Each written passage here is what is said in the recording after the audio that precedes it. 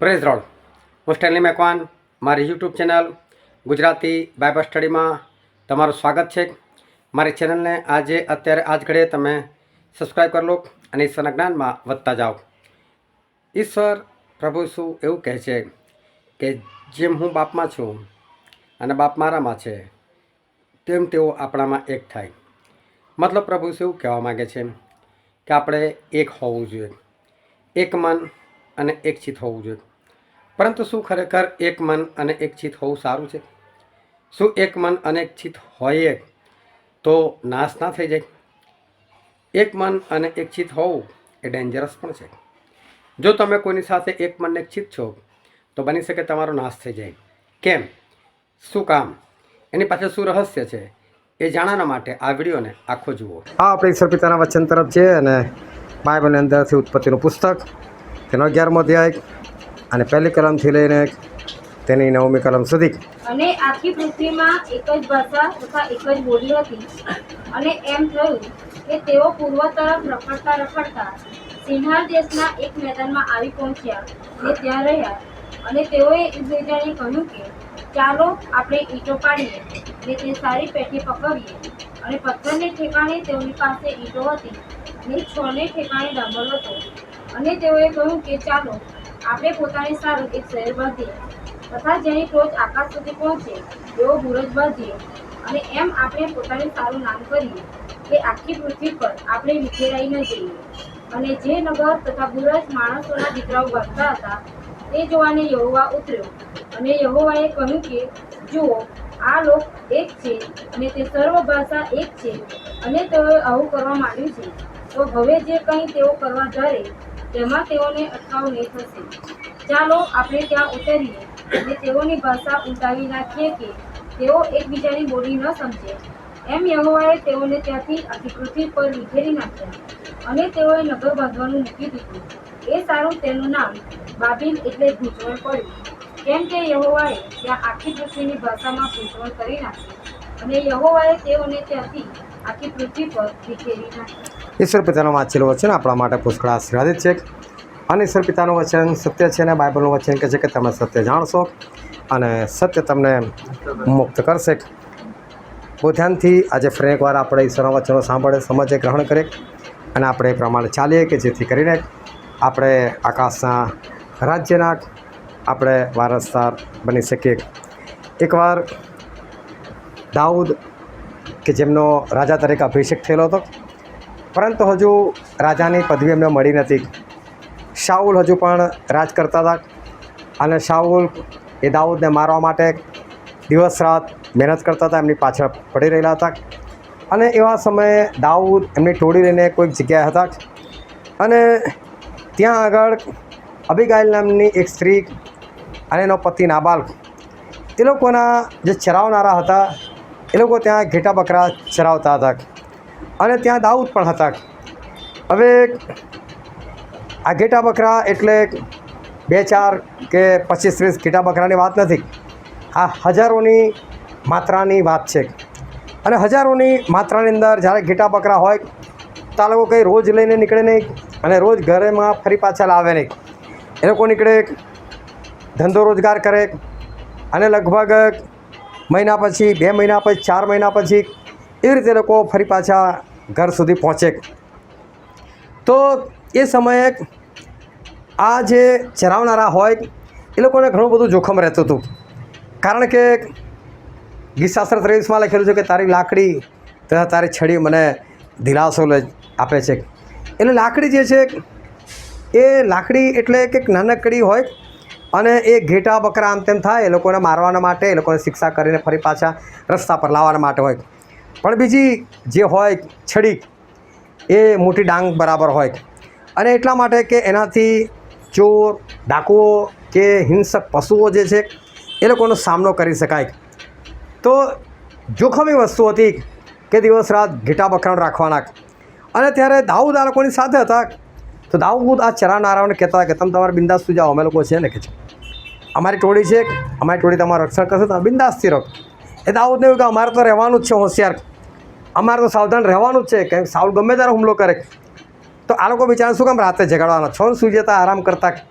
એટલે દાઉદ એ લોકોનું સારું વિચારીને એ લોકોને સારી રીતે રાખ્યા અને એ લોકોનું ભલું કર્યું. હવે એક દિવસ દાઉદ આ અબીગાઈલ અને નાબાલ જે હતા એ લોકોના શહેરની કોઈ જગ્યાએ નજીક હશે અને દાઉદને ખોરાકની જરૂર હતી, કારણ કે દાઉદ એ તો સાઉલથી નાસ્તા ફરતા હતા, એની પાસે ઘણી મોટી ટોળી હતી, બધાને ખાવાની જરૂર હતી. એટલે એમને યાદ આવ્યું કે આપણે આ નાબાલની તો બહુ મદદ કરી છે, તો ચલો નાબાલ માલદાર પુરુષ છે, તો આપણે એની પાસે ખાવાનું મંગાવડાય. એટલે અમુક માણસોને મોકલાય કે જાઓ નાબાલને જેને કહેજો કે દાઉદ ખાવાનું મંગાવે છે.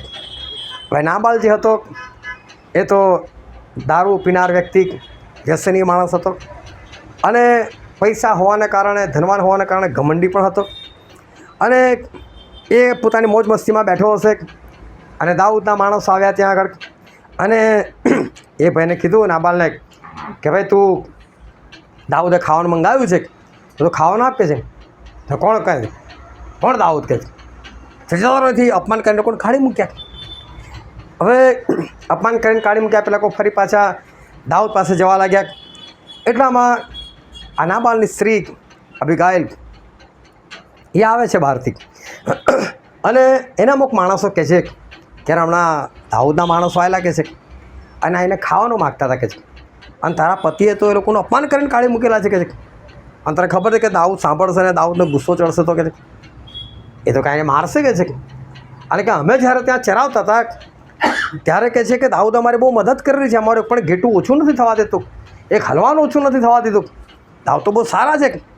એટલે અબીગાઈલ કહે છે કે ચલો ફટાફટ ખાવાનું બનાવો, ફટાફટ રોટલીઓ બનાવો, ફટાફટ દ્રાક્ષરસ કાઢો, અને દ્રાક્ષરસ ને રોટલી ને શાક ના બધું ફટાફટ તૈયાર કરા છે અને ઉતાવળે બધું પશુઓ પર મુકાઈને એ દાઉદની સામે જાય છે.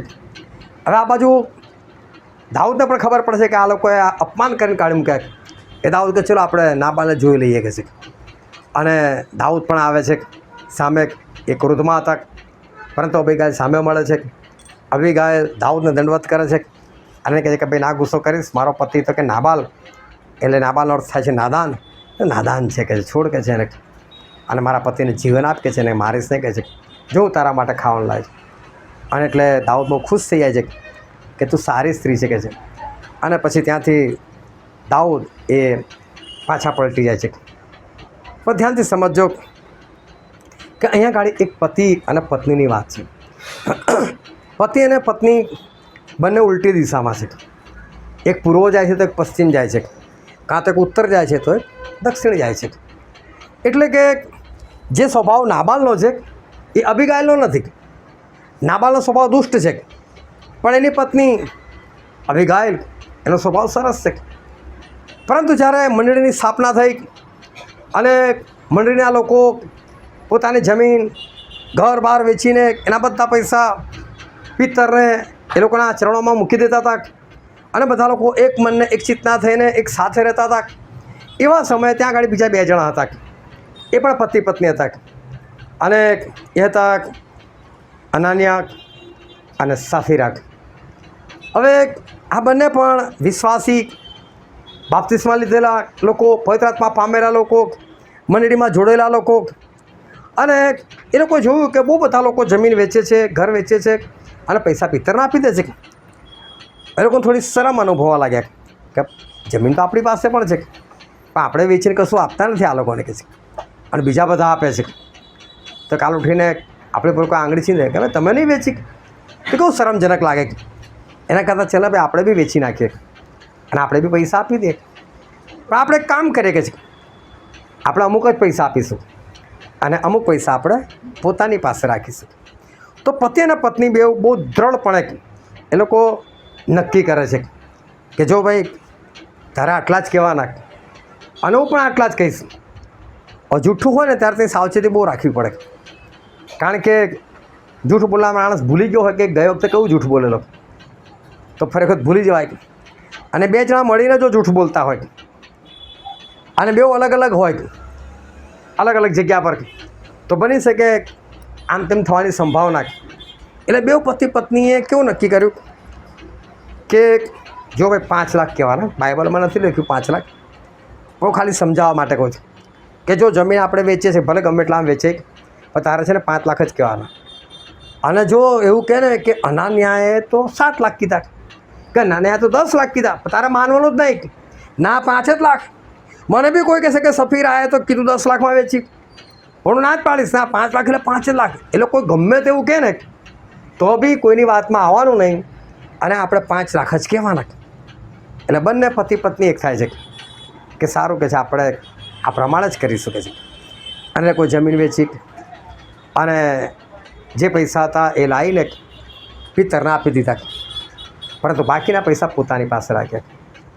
એટલે પિત્તરે એક સવાલ કર્યો અનાન્યાને કે અનાન્યા, તમે કે છે આટલામાં જ જમીન વેચી કે ત્યાં રકમ લખી નથી, તમે આટલામાં જ જમીન વેચી? તો કહે છે કે હા, અમે આટલામાં જ જમીન વેચી છે.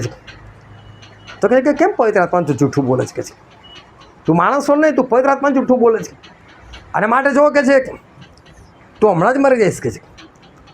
અને સાંભળતાની સાથે જ અનાન્યા તઈ પડી ગયો, એનો હાર્ટ ફેલ થઈ ગયો, મરી ગયો. અને પિત્તરે અમુક લોકોને બોલ્યા, જાઓ આને જઈને દાટી આવો કે છે. એવું પણ ના કીધું કે પછી સફીરાને કહો તારો પતિ મરી ગયો છે, કશું જ નહીં. જેને દાટી આવ્યા, આ વાતને લગભગ 3 કલાક થઈ ગયા. આ સફીરાને હજુ નથી ખબર કે મારો પતિ મરી ગયો. હવે જાય છે પિત્તર પાસે. પિત્તર હવે સફીરા આટલામાં જ જમીન વેચી કે હા આટલામાં જ કે છે. તો કહે છે કે તેને તારા પતિએ કેમ સંપ કર્યો છે? કે છે પવિત્ર આત્માને જૂઠું બોલવાના માટે તમે બંને જણાએ કેમ સંપ કર્યો છે? કે છે અને જો કહે કે તારો પતિ એ તો મૃત્યુ પામ્યો છે, અને એને દાટનારાના પગલાં મને સંભળાઈ રહ્યા છે, અને એ લોકો આવીને હવે તને પણ લઈ જશે, કારણ કે તું પણ મરવાની છે. અને તરત જ આ સ્ત્રી પણ ત્યાં મૃત્યુ પામી, અને એને એના પતિની પડખે એને પણ દાટી.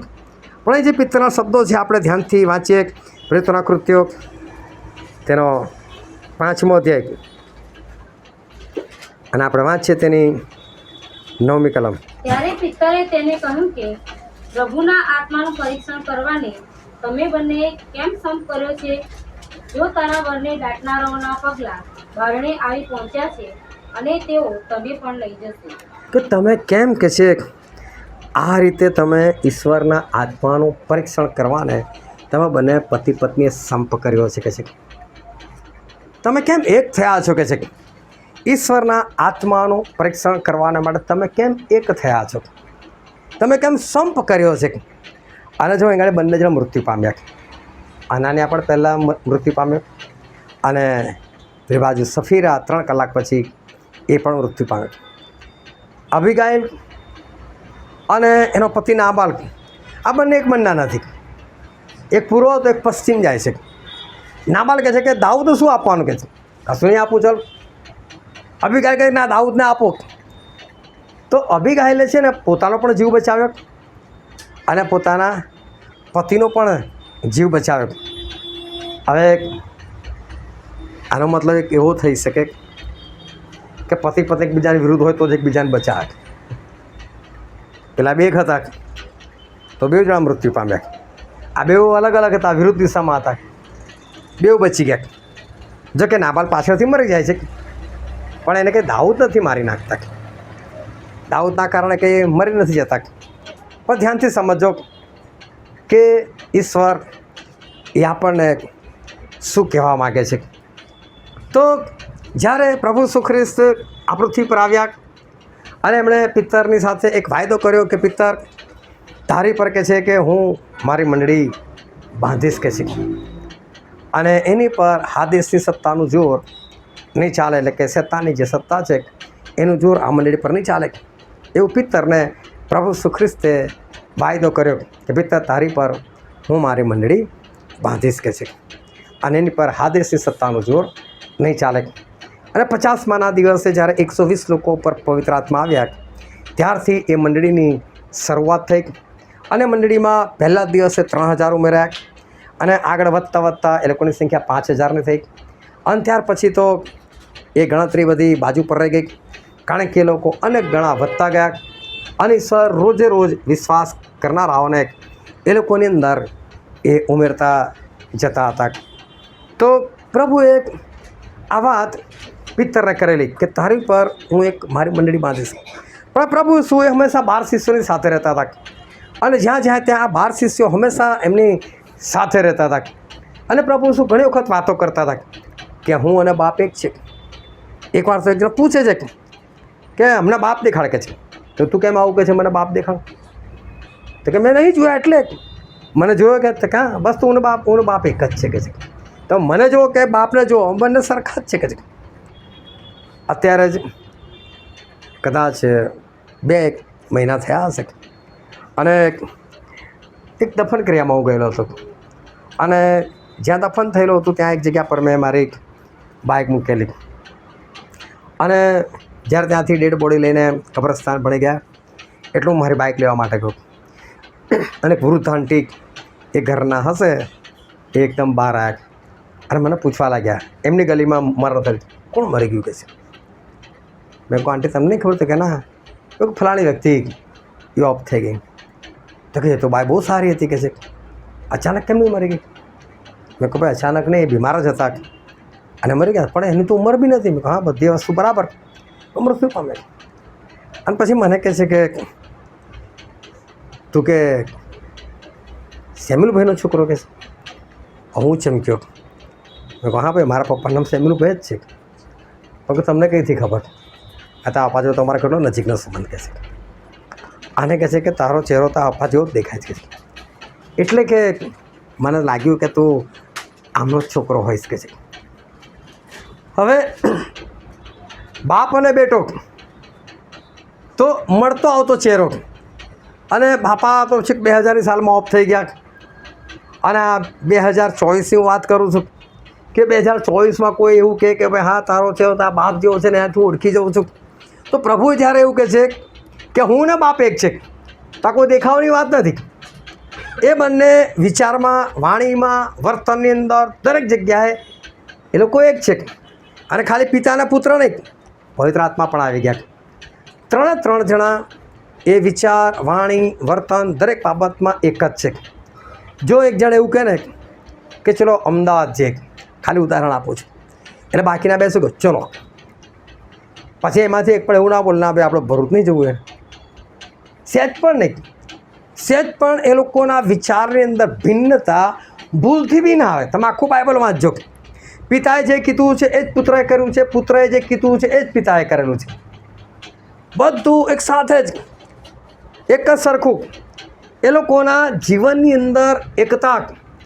અને એટલે સભા શિક્ષકના પુસ્તકમાં લખેલું કે ત્રેવડી વણેલી દોરી તૂટતી નથી કે છે.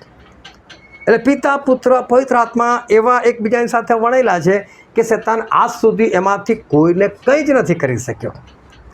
આ શેતાન કેમ લોકોના જીવનમાં કામ કરી જાય છે એનું કારણ શું? જો તમને ખાલી કોઈ આવીને એટલું કહી દે ને પેલી તો છે ને તારા વિશે આવું કહેતી હતી પછી સાચું ખોટું તો બધું બાજુ પર રહી ગયું. ખરેખર કીધું છે કે નથી કીધું તો બાજુ પર એ ગયા એ જ એવી છે ને તરત ચાલુ થઈ જાય. એટલે શાના માટે શેતાન કામ કરી ગયો? એકતા નથી. પણ જો આપણને વિશ્વાસ છે એ વ્યક્તિ મારા માટે બોલે જ નહીં આવતું એટલે વાર્તા છે ને તે પતી જાય પેલો શેતાન કામ ના કરી શકે. એટલે હંમેશા આ શેતાન જે છે એ કામ કરી શકે છે એનું કારણ છે એકતાનો અભાવ, એક રહેવાનો અભાવ. જો આપણે દરેક જણ એક રહીએ, દરેકના વિચાર એક સરખા, દરેકના કામ એક સરખા, તો શત્રુ શેતાનની તાકાત નથી કે કોઈની પણ અંદર આવીને કોઈના પ્રત્યે વેરના બીજ વાવીને જાય કે કુસંપના બીજ વાવીને જાય. આ વસ્તુ બની શકતી નથી. શેતાન કરી શકતો નથી. પરંતુ એ કરી શકે છે એનું કારણ છે કે જ્યારે માણસોની અંદર એકતા નથી હોતી, એકબીજાના પ્રત્યેની જે સાચી ઓળખ હોવી જોઈએ એ ઓળખ નથી હોતી, એક થતા નથી, એને કારણે આ સમસ્યા એ આવતી હોય છે કે શેતાન લોકોના જીવનમાં એ કામ કરી જતો હોય છે. પરંતુ ખરેખર એક રહેવાની એ આપણે જરૂર છે. એટલે પ્રભુએ કીધેલું કે પિતર તારી પર જે મંડળી બાંધીશ ને કે એની પર હાદેસની સત્તાનું જોર નહીં ચાલે. તો પિત્તર છે ને આ વારે ઘડીએ આ સાંભળેલી બાબત હતી. હું ને મારો બાપ એક છે. હું નથી કામ કરતો પણ મારામાં મારા બાપ રહીને કામ કરે છે. જેણે મને જોવો છે તેણે બાપને જોવો છે. આ બધી વાતો પિત્તરના હૃદયમાં હતી. પિત્તરે સાંભળેલી હતી કે હું જે દેવને માનું છું કે મારા જે દેવ છે એ લોકો એક છે. એ લોકો એકતાની અંદર એક છે. અને એટલે જે શરૂઆતની મંડળીનો જે પાયો હતો એ પાયો જ એકતા હતો. અને પાયો એકતા હતો એનું કારણ હતું કે મંડળીની જે શરૂઆત થઈ એ શરૂઆત જ પવિત્ર આત્માથી થઈ. અને પવિત્ર આત્મા જ્યારે હોય ત્યારે એ પવિત્ર આત્માનું કામ છે લોકોને એક રાખવાનું. અને કરંથીના પત્રમાં લખેલું છે, 1 કોરિન્થી તેનો 12મો અધ્યાય, અને આપણે વાંચીએ તેની 13મી કલમ. કેમ કે યહૂદી કે ગ્રીક, દાસ કે સ્વતંત્ર, આપણે સર્વ એક આત્માથી બાપ્તિસ્મ પામીને એક શરીરરૂપ બન્યા, અને આપણ સર્વને એક આત્માનું પાન કરાવવામાં આવ્યું છે. કેટલું સરસ લખેલું છે કે આપણે સર્વ લોકો, યહૂદીઓ હોય કે ગ્રીક હોય, દાસ હોય કે સ્વતંત્ર હોય, બધા એક આત્માથી બાપ્તિસ્મા પામ્યા. આપણા દરેકનું બાપ્તિસ્મા એક આત્માથી થયું. પછી શું લખેલું છે કે આપણે એક શરીરરૂપ બન્યા. આપણે ઘણા બધા થઈને પ્રભુ ઈસુ ખ્રિસ્તનું એક શરીર બનીએ છીએ, તો કે આપણે બધા થઈને એક શરીરરૂપ બન્યા. અને પછી શું કહે છે, આપણા દરેકને એક જ આત્માનું પાન, એટલે કે એક જ આત્મા પીવડાવવામાં આવ્યા છે. તો આપણને શું કરવામાં આવ્યું છે? આત્મા પીવડાવવામાં આવેલા છે. હવે એક જ આત્મા જ્યારે દરેકની અંદર કામ કરતો હોય, જે તમારામાં છે જ મારામાં છે, જે મારામાં છે જ તમારામાં છે, દરેક જગ્યાએ એક જ આત્મા હોય અને એક જ આત્માની ભરપૂરી હોય. બહુ ધ્યાનથી સમજજો. તો દરેક જગ્યાએ આત્મા કેવું કામ કરે? એક જ સરખું કામ કરે. એક મંડળીના લોકો મને મળી ગયા અને એ લોકોએ મને વાત કરી કે અમારી મંડળીમાં એવું છે કે રવિવારે શું પ્રચાર કરો એ દરેક પાસ્ટરને કહી દેવામાં આવે કે ભાઈ આજે યોહાનની સુવાર્તા તેનો 1લો અધ્યાય 1 થી 5 કલમ પર ઉપદેશ કરવાનો છે. એટલે અમારા જેટલા બી ચર્ચ છે, કોઈ બી ચર્ચમાં તમે જાઓ, એ દરેક જગ્યાએ યોહાનની સુવાર્તા હોય એનો 1લો અધ્યાય 1 થી 5 કલમો જ. એક જગ્યાએ જે પાસ્ટર બોલવાનો હોય, જે ઉદાહરણ આપવાના, એ જ બધી જગ્યાએ આપવાના હોય. મેં કહ્યું ભાઈ આવું કરવાનું કારણ? તો કે બાઇબલમાં લખ્યું છે એક જ આત્મા કે છે, એટલે બધા એક જ આત્માથી બોલવાનું. તમે ક્યાં એક આત્માથી બોલો છો? તમે તો પહેલેથી બધાને કહી દો છો, પણ એ બધા એક જ દિવસે એક જ વચન કાઢતા હોય. એ લોકોને કોઈ કીધું નથી, પણ પવિત્ર આત્મા એ લોકોને કહે છે આ જ વચન કાઢો, બીજાને બી કહે છે એ જ વચન કાઢો, ત્રીજાને બી કહે છે એ જ વચન કાઢો. તો એવું કહી શકાય કે હા ભાઈ તમે એક છો, એક આત્માથી છો. આ તમે પોતે નક્કી કરીને કરો છો. આ તો એકતાની વાત નથી. પવિત્ર આત્માથી એકતા હોવી જોઈએ, એ વસ્તુ આખી અલગ છે. આપણને દરેકને એક જ આત્મા પીવડાવવામાં આવે છે. એકવાર અમે લગભગ 4 સેવકો ભેગા થઈ ગયા એક જૂના ઘરમાં, અને અમે ભેગા થઈ ગયા.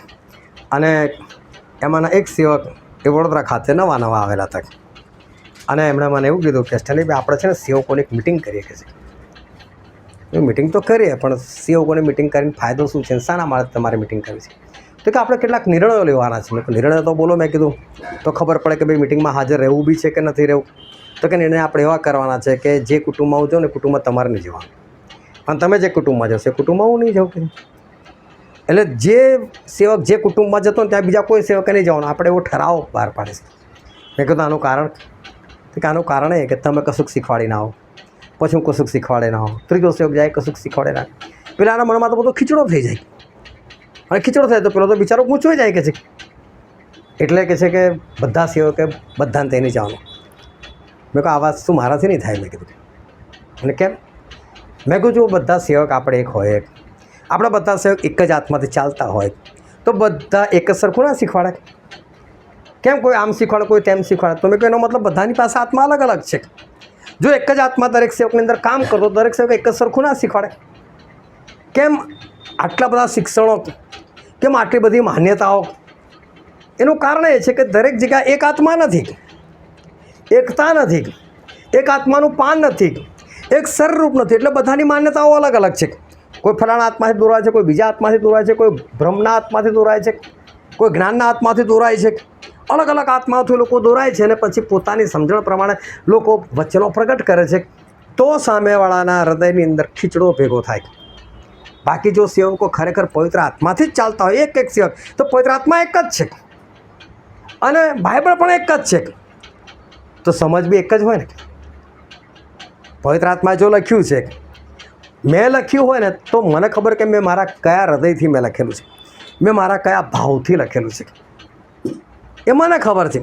અને એ વસ્તુ જ્યારે હું શીખવાડું, મેં લખેલું છે હું શીખવાડું તો એકદમ પરફેક્ટ સમજ આવે. એ રીતે પવિત્ર આત્માએ જો બાઇબલ લખાવ્યું છે તો પવિત્ર આત્મા દરેક સેવકને એક જ સરખું શિક્ષણ આપે ને, એક જ સરખું શીખવાડવાનું કે ભાઈ આવું જ શીખવાડ છે, આ મેં લખેલું છે ને મેં આ રીતે જ લખેલું છે. તો એક જ શરીર રૂપ આપણે બન્યા, એક જ આત્માથી બાપ્તિસ્મા પામ્યા અને એક જ આત્માનું આપણને પાન કરાવવામાં આવ્યું છે એવું બાઇબલ કહે છે. અને એટલે શરૂઆતની જે મંડળી હતી એ શરૂઆતની મંડળી જોરદાર આગળ વધી અને રોજે રોજ એ લોકોની અંદર જબરદસ્ત કાર્યો થતા હતા. અને બાઇબલની અંદર એવું લખેલું છે, આપણે વાંચીએ પ્રેરિતોના કૃત્યો તેનો 2 અધ્યાય અને આપણે વાંચીએ તેની 44મી કલમ. સર્વ વિશ્વાસ કરનારાઓ ભેગા રહેતા હતા અને તેઓની બધી મિલકત સામાન્ય હતી. શું લખેલું છે કે આ લોકો બધા ભેગા રહેતા હતા, એ લોકોની મિલકત સામાન્ય હતી. સામાન્ય કહેવાનો મતલબ કે કોમન. કોમન એટલે એમ કે ભાઈ આ તપેલી છે ને એ હું લાવ્યો છું એવું નથી, બધા એવું સમજે આ તપેલી મારી છે, બધા જ એવું સમજે. એ રીતે બધી વસ્તુ બધાના માટે સામાન્ય. કોઈ પૂછે નહીં ભાઈ આ કોનું છે, આ કોનું છે એવું નહીં. અને ફરી 4થા અધ્યાયમાં લખેલું છે, 4થો અધ્યાય તેની 32મી કલમ. વિશ્વાસ કરનારાઓનું મંડળ એક મનનું તથા એક જીવનું હતું અને પોતાના જેવાના હતા તેમાંનું કંઈ મારું પોતાનું છે એવું કોઈ કહેતું નહીં, પણ સઘળી વસ્તુઓ તેઓ સર્વને સામાન્ય હતી. આ વસ્તુઓના બાજુ પર હટાય તો અહીં એવું લખવામાં આવેલું છે કે વિશ્વાસ કરનારાઓનું મંડળ એક મનનું તથા એક જીવનું હતું. જો આ શરૂઆતના જે વિશ્વાસીઓ હતા એ લોકો એક મનના હતા અને એક જીવના હતા. એક જીવ, ધ્યાનથી સમજો, એક જીવ કોને કહેવાય? આપણા શરીરની અંદર ઘણા બધા કોષ આવેલા છે, પરંતુ જે એક કોષી પ્રાણીઓ, તમે કદી ગરુડીને મારજો તો ગરુડીમાં શું ગળું છટકીને જતી રહેશે અને એની પૂંછડી તેને છૂટી પડીને તરફડતી હશે. અને તરફડતી હશે ને એટલે પહેલાં તમે એને મારવા જશો ત્યાં સુધી પેલી ભાગી જશે. હવે વિચાર કરો, આ બે છૂટું પડી ગયું તો એ પેલી પૂંછડી શું છે, તરફડે છે, કારણ કે એનામાં હજુ પણ જીવ છે. આપણામાં આવું નથી. તમારા હાથમાંથી અંગૂઠો જુદો પડી ગયો એટલે જો અંગૂઠો મરી ગયો, વાર્તા ખલાસ થઈ ગઈ. પણ આ એક કોષી પ્રાણી એટલે એને 2 ટુકડા કરો ને તો 2 ટુકડા તરફડે, બેઉમાં જીવ રહે. આખી વસ્તુ કંઈક અલગ છે. એવી રીતે આ ખ્રિસ્તીઓ, આ વિશ્વાસીઓ, શરૂઆતની મંડળી લોકો એક જીવના હતા. એક જીવના હતા એટલે જો બાય ચાન્સ આવું થતું નહોતું, પણ તમને ખાલી ઉદાહરણ માટે કહું કે જો કોઈનું માથું દુખે છે ને તો બધાનું દુખે, બધાનું દુખે. મારા ખ્યાલમાં તો કે બધાને માથાનું દર્દ નથી થવાનું, પણ જેને માથું દુખે છે એ કેટલો દુઃખી થાય, એટલા જ એના દુઃખમાં બાકીના બધા દુઃખી. જાણ માથું દુખે એ ચલો બેસી જાઓ, ચલો પ્રાર્થના માટે, હમણાંનું માથું ઉતરી જવું જોઈએ. એને કહેવાય એક જીવનું. એ લોકો કોઈને કંઈ પણ સમસ્યા હોય તો એ સમસ્યા બધા મારી છે, આ એની નથી, આ મારી સમસ્યા છે. એક જીવનું હોવું એટલે કે જે સામેવાળા સાથે થાય છે એ જ પરિસ્થિતિનો પોતે અનુભવ કરો અને ત્યાં બેસી જવું. આને કહેવાય કે એક જીવનું. અને આ લોકો બધા, આ શરૂઆતની મંડળીના લોકો એક મન અને એક જીવના હતા. વસ્તુઓની વાતો બાજુ પર રાખીએ તો આ લોકો શારીરિક રીતે અને આત્મિક દ્રષ્ટિએ એ લોકો એક હતા. પાઉલ કહે છે એપાફ્રોદિતસ નામનો એક વ્યક્તિ તો કે જેને હું તમારી પાસે મોકલું છું કે છે, અને જ્યારે તમારી પાસે આવે ને તો કે તમે એનો આદર સત્કાર કરજો કે છે. અને આદર સત્કાર કરજો તો કેમ આદર સત્કાર કરવાનો?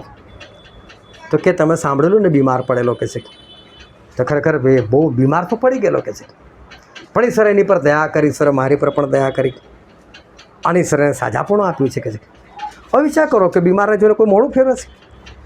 બીમાર જોઈને તો લોકોનું હૃદય એ દુઃખથી ઉભરાઈ જાય અને એવું થાય કે લાય ભાઈ એના હાથ દબાય, એના પગ દબાય કે આના માટે કશું કરીએ. પણ અહીંયા ખરેખર આ એપાફ્રોદિતસ નામનો જે માણસ હતો એ આત્મિક બીમાર હતો. અને આત્મિક બીમાર એટલે ઈશ્વરથી દૂર થઈ જનાર વ્યક્તિ. પરંતુ પાઉલે ઘણી બધી પ્રાર્થના કરી કે પ્રભુ આ મારું ફળ છે, આ મારા દ્વારા આવેલો છે, આ બચી જવો જોઈએ. આ લોકોને પણ ખબર પડે કે એપાફ્રોદિતસ હવે ઈશ્વરમાં નથી રહ્યો. બધા આગ્રહથી પ્રાર્થના કરી અને આગ્રહથી પ્રાર્થના કરી તો એ ફરી પાછો પ્રભુમાં મેળવાઈ ગયો. તો પાઉલ કહે છે કે મારી પર ઈશ્વર દયા કરી કે છે, એને બચાવ પણ મારી પર દયા કરી. એટલે કેવું વિચારે છે કે ભાઈ એની બીમારી નહીં, બીમારી મારી છે, એ માણસ બચવો જોઈએ. તો મંડળીના લોકો પણ એવું વિચારે છે કે હા એ માણસ બચવો જોઈએ. એક જીવના હોવ એનો અર્થ આ છે કે તમે દરેકના દુઃખને એ રીતે તમે પોતાનું ભોઈ શકો છો કે જાણે એ દુઃખ મારું જ છે. અને જેના જીવનમાં દુઃખ કે સમસ્યા હોય એના છૂટવા માટે કેટલો તરફડિયા મારતો હોય, એ તરફડ જ્યારે તમે એના માટે મારો એને કહેવાય કે એક જીવનું હોવું. તો શરૂઆતની મંડળી જે છે ને આ રીતે એક જીવની હતી અને એ રીતે એ લોકો આગળ વધતા હતા. પણ બહુ ધ્યાનથી સમજો કે આજે ઈશ્વર એ આપણને કંઈક કહેવા માગે છે. ઈશ્વર આપણને કશુંક શીખવાડવા માગે છે. જે વચન વાંચેલું હતું ઉત્પત્તિનું પુસ્તક અને તેનો 11મો અધ્યાય, તો એ વખતે પૃથ્વી પર વસ્તી ઓછી હતી. આમ તો પણ એટલી બધી કંઈ ઓછી નથી, પરંતુ એ લોકો બધા લોકો જે છે એ લોકો બધા ફરતા ફરતા લોકો શિનાર દેશમાં આવે છે. ટોળું હતું, મોટું હતું, પરંતુ જો બધા સાથે ફરતા હતા અને બધાની ભાષા કેવી હતી? એક જ હતી. બધાની એક જ ભાષા હતી. આ લોકો શિનાર દેશમાં આવ્યા અને શિનાર દેશમાં આવ્યા તો આ લોકોને એવું થયું કે આપણે ક્યાં સુધી ભટકીશું, આવી તો બધા ફરફર કરવાનું, ચલો ને અહીંયા જ ગાડી આપણે રહી જઈએ કે છે. તો કે ચલો આપણે અહીંયા રહી જઈએ, પણ કે આપણે છે ને મોટી બિલ્ડિંગ બનાવ્યા કે છે. બહુ જૂની વાત છે. એ સમયમાં આ લોકો એવું કહે છે કે આપણે મોટી બિલ્ડિંગ બનાવે અને અહીંયા જ ગાડી આપણે બધા રોકાઈ જઈએ, બહુમાળી ઇમારત, અને કહે છે કે જેની ટોચ છે કે આકાશ સુધી પહોંચે એવી આપણે બિલ્ડિંગ બનાવી અને આપણે બધા અહીંયા જ રહીએ કે એક સાથે જ રહીએ આપણે કે છે. તો કે હા કે ચલો આપણે એવું કરીએ. ત્યાં સુધી કદી લોકો ઈંટ નહોતા બનાવતા. આ પહેલી વખત ઈંટ બનાવવાની શરૂઆત કરી અને પછી જેનું ઈંટોના આપણા માટે આપણે જે મસાલો બનાવ્યા છે રેતી ને સિમેન્ટનો, એ સમયે તો એ તો નહોતું. પણ તારે છે ને પેલું માટીનો ગારો વપરાતો હતો, તો એની જગ્યાએ આપણે કોઈ ડામર લીધો, વધારે આપણે મજબૂત બનાવે કે છે, જોરદાર બનાવે કે છે.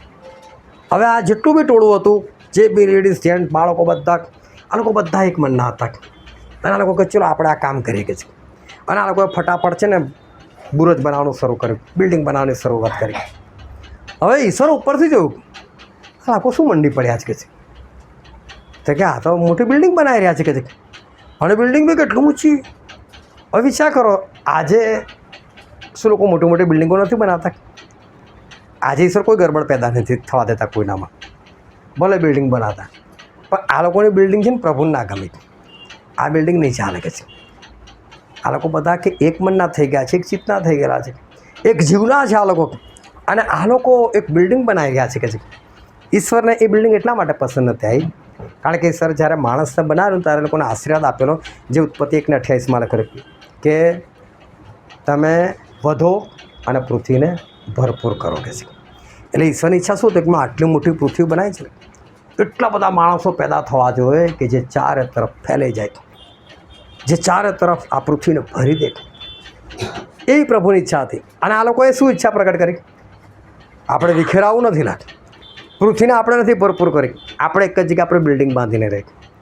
ધ્યાનથી સમજો પ્રભુની આજ્ઞા શું હતી? કોઈ વાંચી નાખો ને ઉત્પત્તિ 1:28.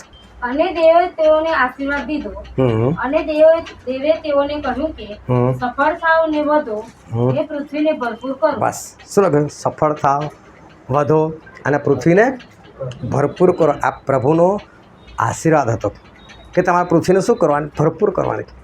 આ પ્રભુ તરફથી એક આપવામાં આવેલી આજ્ઞા હતી કે પૃથ્વીને ભરો. અને આ લોકો શું વિચારે છે? અમારે પૃથ્વી ભરવી નથી, અમે જેટલા બી પેદા થયા બધા એક જ જગ્યા પર, એક જ બિલ્ડિંગમાં, મારે વિખેરાવું નથી. તો પ્રભુ શું વિખેરાવાની વાત નહોતા કરતા, પણ ભરવાની વાત કરતા કે તમે ફેલાતા જાઓ, વધતા જાઓ, ભરતા જાઓ. એ ટોળું જોઈને પ્રભુને આનંદ આવે કે જો આ મારા લોકો છે, કેટલા બધા લોકો છે. પરંતુ આ લોકોની અંદર ઈશ્વરની વિરુદ્ધની વસ્તુ આવે ને સમજી લો કે શેતાન આવે. અને શેતાન આ લોકોના મનમાં એવું નાખ્યું ના તમે બિલ્ડિંગ બનાવી નાખો ને એક જ જગ્યા પર ને વિખેરાવું નથી. અને લોકો બધા એક મનના હતા, એક ચિત્તના હતા અને લોકો બિલ્ડિંગ બનાવતા હતા. અને પ્રભુએ જોયું, એટલે પ્રભુ જોયું એટલે પ્રભુ કહે છે કે આ તો મને જોવા જવું જ પડશે, કરી શું રહ્યા છે. અને પ્રભુએ જોયું કે બધા જોરદાર રીતે કામ કર્યા છે અને એવી રીતે કામ કરે કે આ લોકોને કોઈ અટકાવી નહીં શકે. પણ પ્રભુ અટકાવવા માગતા હતા. એટલે પ્રભુએ શું કર્યું? ત્યાંથી આ બધી ભાષા અલગ અલગ પડી. ત્યાં પ્રભુ શું બધાની ભાષાઓ બદલી નાખી. કોઈકને હિન્દી આપી દીધી, કોઈને મરાઠી આપી દીધી, તો કોઈને તેલુગુ આપી દીધી, ને અલગ અલગ ભાષાઓ બધાને આપી દીધી. હવે અચાનક બધા પોતપોતાની ભાષા ભૂલી ગયા અને અચાનક બધાની અંદર બીજી ભાષા આવી ગઈ. એ ભાષાનું પૂરેપૂરું જ્ઞાન આવી ગયું. હવે શું થયું કે પેલો કદાચ માગતો હશે ઈંટ લાવીને ભાઈ, હવે એ ખબર નહીં કઈ ભાષામાં બોલતો હશે. જેની પાસે માગ્યું એને કંઈ બીજી જ ભાષા એના હૃદયની અંદર આવી ગઈ છે. અને ઈંટ માગી તો પેલાને કંઈ ગાળ સંભળાઈ હશે, એટલે ઈંટ આપીને છૂટી મારી લે. ગાળ બોલે છે મને, ગરબડ થઈ ગઈ, ગૂંચવડો થઈ ગઈ, અને બધા કામ પડતું મૂકીને બધા ભાગી ગયા. પણ આનું નામ શું પાડ્યું? બાબેલનો બુરજ. આ ઈરાકની અંદર આજની તારીખમાં ભલે ખંડેર કે તૂટેલી ફૂટેલી હાલતમાં, મને નથી ખબર કે, પણ આજે બી એ છે તો ખરો ત્યાં આગળ. અને એનાથી બેબીલોન આજે પણ છે જગ્યા. વિચાર કરો, એ સમયનું બાંધકામ ભલે ગમે તે હાલતમાં આજની તારીખમાં હોય તો બાંધકામ કેટલું જોરદાર હશે. પણ પ્રભુ અહીંયા એક વાત કરે છે, અને આપણે વાંચીએ ઉત્પત્તિનું પુસ્તક એનો 11મો અધ્યાય, અને આપણે વાંચીએ તેની 6ઠ્ઠી કલમ. અને યહોવાએ કહ્યું કે જુઓ, આ લોકો એક છે ને તે સર્વની ભાષા એક છે, અને તેઓએ આવું કરવા માંડ્યું છે, તો હવે જે કંઈ તેઓ કરવા ધરે તેમાં તેઓને અટકાવ નહીં થશે. કેવા લોકો છે? આ લોકો એક છે કે છે? આ લોકો બધા એક છે, અને એ લોકોની ભાષા પણ એક છે, અને એક છે ને એટલે જે કંઈ કરવા ધારશે ને એ બધું થશે. હવે ભલે ગાડી આ લોકો શૈતાનથી એક થયા છે કે આગના ભંગમાં એક થયા છે, ગમે તે, પણ જો તમે એક થાઓ ને તો તમે જે બાબતમાં એક થાઓ ને એમાં કોઈ તમને રોકી ના શકે. એ તમે સારી વાતમાં એક થયા છો કે ખરાબ વાતમાં. અનાન્યા અને સાફીરા બે પતિ પત્ની એક થયા, ખોટી બાબતમાં એક થયા. આપણે આટલું જ કહો, જુઠ્ઠું બોલવાનું, તારે બી જુઠ્ઠું બોલવાનું, હું પણ જુઠ્ઠું બોલીશ. બેઉ સંપ કર્યો, બેઉ એક મન ના થયા, બેઉ ચિત્ત ના થયા, આવું જ કહેવાનું. પણ ખોટી વાત હતી તો શું થયું? નાશ પામ્યા ને બેઉ જણ. અહીંયા પણ ખોટી વાત છે, એક મન ના થયા છે, આ લોકો એક ચિત્ત ના થયા છે, એક થયા છે. અને પ્રભુ પોતે એવું કહે છે કે આ લોકો એક છે ને તો કોઈ અટકાવ નહીં થાય. એટલે આ લોકોને મારે વિખેરવા પડશે, આ લોકોની એકતા મારે તોડવી પડશે. શું પ્રભુ જે આપણને એક થવાનું કહે છે, એકતા તોડે? પણ એકતા તોડવી કેમ જરૂર હતી? કે આ શૈતાનની અંદર એક થયેલા હતા, આગના ભંગની અંદર એક થયેલા હતા, અને એટલે પ્રભુએ લોકોને એકતા તોડવી પડી કે ભાઈ શૈતાનની અંદર એક નહીં થવાનું, મારામાં તમે એક થાઓ, મારી આજ્ઞા પાલનમાં એક થાઓ, મારા આત્મામાં એક થાઓ. આ લોકો તો બીજી ભૂંડી વાતોમાં એક થયા. તો પ્રભુ શું કરું? ગરબડી કરી નાખી, ભાષાઓ બદલી નાખી. અને ત્યારથી લઈને શું થયું ખબર? હું ધ્યાનથી આજે સમજી લેજો. ત્યારથી એક ઘટના બની કે જે ભાષાના જે લોકો હતા ને એ લોકો બધા પોતપોતે ત્યાંથી નીકળી ગયા. 2 જણા હોય, 4 જણા હોય કે 10 જણા, ભાષા બોલનાર બધા અલગ અલગ થઈ ગયા. આજે તમે જોજો, આજે ઘણી જગ્યાએ છે ને લોકો લગ્ન કરે છે, ગુજરાતી મરાઠી જોડે કરે છે, કોઈ મદ્રાસી જોડે કરી નાખે છે, પણ એવા લોકોના ઘરમાં જઈને જોજો, ભાષાવાળા જ એકથી જ રહી શકે. આ બીજી ભાષાવાળા આવે ને એટલે પ્રોબ્લેમ જ થાય. અમારું કોઈ કુટુંબની અંદર ગયેલા, ત્યાં સેવકનો છોકરો બિચારો બહુ સારો, પણ ખબર નહીં એ કંઈક પેલું સાઉથ ઇન્ડિયાની કોઈ સ્ત્રી લઈ આવ્યા. આ સાઉથ ઇન્ડિયાની સ્ત્રી લઈ આવ્યા, પેલીને ગુજરાતી આવડે નહીં. આ બાપ બેટો બંને ગુજરાતી, પણ સ્વાભાવિક વાત તો કરે તો ગુજરાતીમાં, કે પેલી આ એટલે હિન્દીમાં થોડા વાતો કરવાના. હવે લોકો વાતો કરતા હોય જો આની પર નજર બી પડે તો કે મારી જ વાત કરી છે, અને લડાઈ ઝઘડા થાય. અને એ સેવકો મને બોલાય પ્રાર્થના મળે કે તમે આવો ને યાર, કે મારા ઘરમાં શાંતિ સ્થપાય. પણ ભાષાઓ જ આ બધી ઈશ્વરે બદલી નાખી, તો બધા ભાષાવાળા જુદા થયા ને, તો તમે અલગ અલગ ભાષાવાળા હું કામ એક થાવ છો તો પ્રોબ્લેમ થાય છે. એટલે ભૂલથી જે લોકો કુંવારા છે ને કહી દઉં, જતા નહીં બી બહાર, તમારી ભાષામાં જ લાગી રહેજો, નહીં તો પ્રોબ્લેમ થવાની પૂરેપૂરી સંભાવના છે. આ લોકો બધા એક હતા, પણ શૈતાનમાં એક હતા, તો ઈશ્વરે આ લોકોને છૂટા કરી નાખ્યા, એ લોકોની એકતા તોડી નાખી. જો એ એકતા અનાને સફીરાને તૂટી હોત ને એ લોકો જીવતા હોત. પણ અબીગાઈલ અને નાબાલ, તો નાબાલ ખોટી વાતમાં હતો, તો ભલે એની પત્ની હતી, એ બધી તેની સાથે એક હતી, આ બાબતમાં એક ના થઈ. શેતાની વાત છે ને, હું તારે સાથે એક નહીં, હું તો દાઉદને ખાવાનું આપીશ. એ દાઉદને ખાવાનું આપવા ગઈ તો જો પોતે પણ બચી અને નાબાલને પણ બચાવ્યો.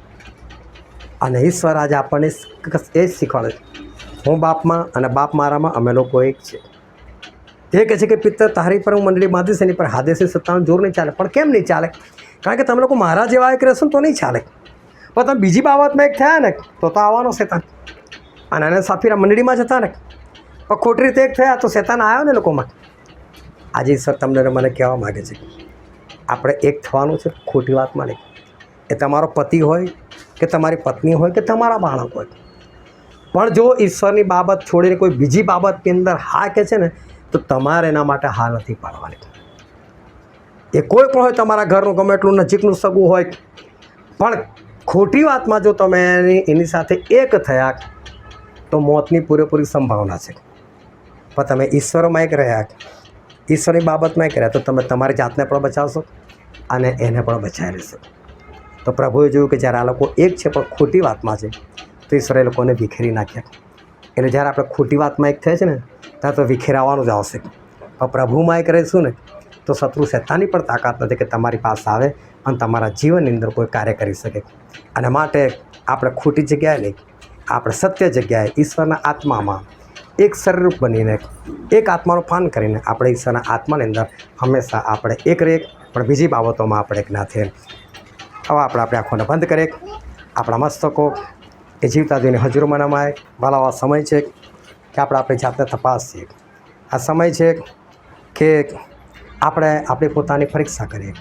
આ સમય છે કે આપણે આપણા હૃદયની અંદર આપણે નજર નાખીએ, આપણે તપાસીએ કે શું હું આજે લોકોની સાથે, મારા પરિવારની સાથે, મારા ઘરનાની સાથે ઈશ્વરની વાતમાં એક થઉં છું કે ભાઈ શૈતાનની વાતમાં એક થઈ જાઉં છું? શું મારા ઘરમાં ઈશ્વરની વિરોધી કોઈ વાતો હોય તો શું હું એમાં એક થઈ જાઉં છું? શું એમાં હું હા કરું છું? ભલો, જો આપણે ખોટી જગ્યા પર હા કરીશું, ખોટી જગ્યા પર એક થઈશું, તો વિખેરાવાનો વારો આવશે, તૂટી જવાનો વારો આવશે, મરવાનો વારો આવશે. પરંતુ જો આપણે યોગ્ય રીતે ઈશ્વરના આત્મામાં એક થઈને રહીશું, તો શૈતાનની પણ તાકાત નથી કે તમારા જીવનની અંદર કોઈ કામ કરે. અને માટે આપણે આ બાબતનું ધ્યાન રાખીએ અને આપણે ઈશ્વરના આત્મામાં હંમેશા એક બનીને આપણે જીવન જીવીએ. આ વચન સમજવાના માટે, ગ્રહણ કરવાના માટે, એ પ્રમાણે ચાલવાના માટે પ્રભુ ઈસુ ખ્રિસ્તની કૃપા આપણા દરેક પર થાવ.